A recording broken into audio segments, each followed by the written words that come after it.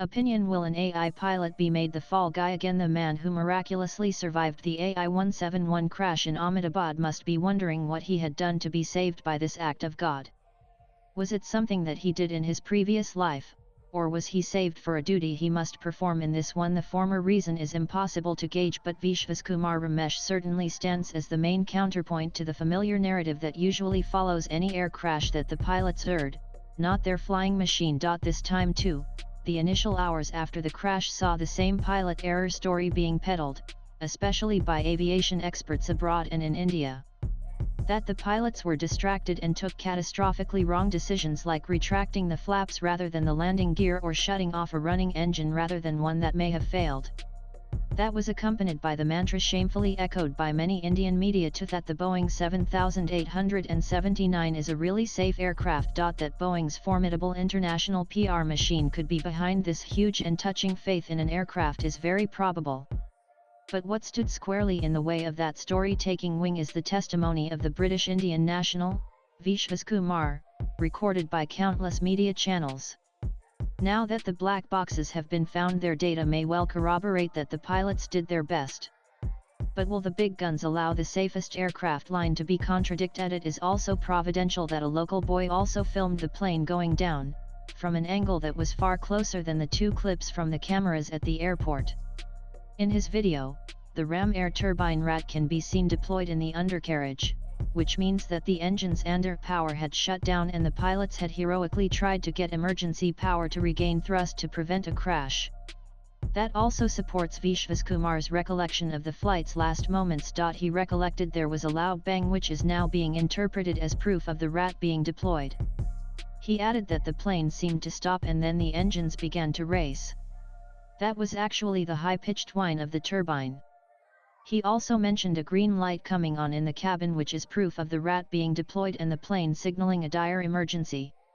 None of these point to the pilots being distracted or careless. It points squarely to the aircraft. When Air India's much-loved Emperor Ashoka Boeing 747 aircraft AI-855 bound for Dubai crashed on January 1, 1978, in the Arabian Sea near Mumbai's Bandra Bandstand just minutes after takeoff, the investigation followed a rather predictable trajectory.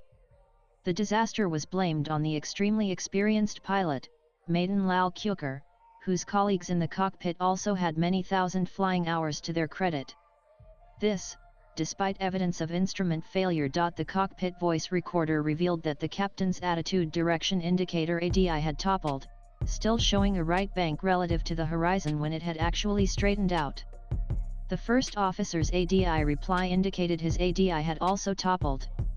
Only the flight engineer's ADI showed the aircraft had leveled out. How could the pilot then be solely blamed for banking left to correct that angle when the plane's instrument had malfunctioned? But sadly, he was. In 1985, a single federal district judge in New York rejected charges of negligence against the Boeing company and other defendants in a suit related to the crash. Judge James M. Fitzgerald ruled that the plaintiffs' families of those who died in the crash had not proved their contention that it was primarily caused by malfunction of a cockpit instrument. He ruled that the main cause of the crash was the negligence and disorientation of Captain Khukar. He said Khukar was unfit to fly as he was taking diabetes medication and had been dieting, adding that he had consumed alcohol the night before. He also said the co-pilot was negligent as he had not watched the instruments and warned Khukar.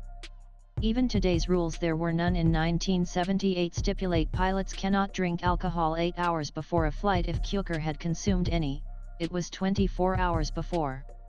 Nor was it proved that he had alcohol in his system while flying. There was evidence about 2 previous incidents involving Boeing planes and malfunctioning ATIS, but they had not caused any accident. That belied Boeing's contention that there had never been multiple such failures on its planes and none on Emperor Ashoka either. One of the incidents was then shown to have contradictory evidence and the judge was not convinced that the other one made a difference to the main issues of the AI-855 crash case. So, the judge decided anyway the ADI had not failed and hence there were no alarms and that the pilot was to blame.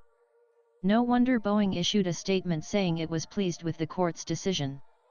As were the Lear Siegler who made the ATIS and the Collins Radio division of Rockwell International Corporation, makers of the backup warning system.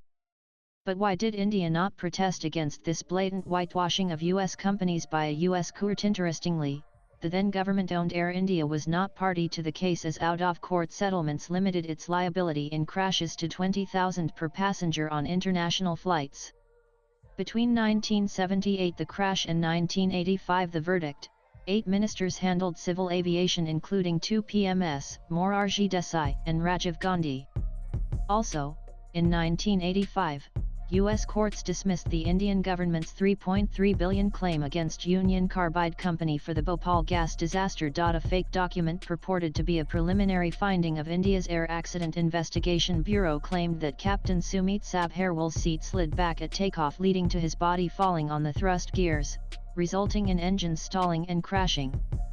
But the black boxes have been sent to USS National Transportation Safety Board for deciphering. So how could AAIB report that the data pins the crash on a faulty seat and pilot error? Disinformation has begun. Swipe left for next video. What next for AI-171? Vishwas Kumar's testimony backs the pilots. But Boeing has a brimming order book, as does the engine maker GE. A lot of money is at stake. So, the next target will probably be Air India itself. Will the presence of the airline, the aircraft maker, the engine supplier and international and national accident probe agencies in the investigations ensure that none of them will be able to exert pressure to exonerate themselves or diminish culpability? The author is a freelance writer. Views expressed in the above piece are personal and solely those of the author. They do not necessarily reflect NEWS18's views. Latest blogs.